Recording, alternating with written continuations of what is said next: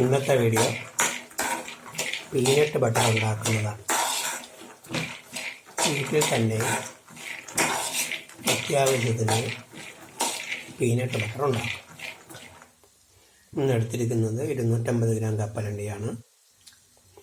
കപ്പലണ്ടി നന്നായി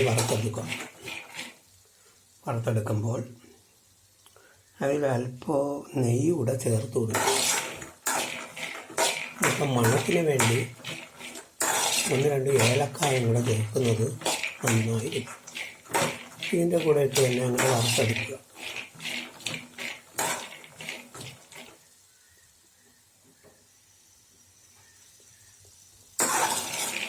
കപ്പലണ്ടി പാകമായി വരുമ്പോൾ അത് പൊട്ടുന്നത് എല്ലാ മണവും വരും. ആ സമയം നമ്മളിതിനെ ഇറക്കി വെച്ചിട്ട് മിക്സിയിൽ അടിച്ച് റെഡിയാക്കി എടുക്കും. സാധാരണ പൊടിക്കുന്നതിൽ പൊടിച്ചാൽ മതി.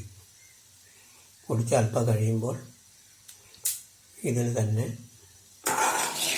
കപ്പലണ്ടി എണ്ണ ഉണ്ടാവുകയും നമ്മളൽപ്പം നെയ്യും കൂടെ ചേർത്ത് കഴിഞ്ഞാൽ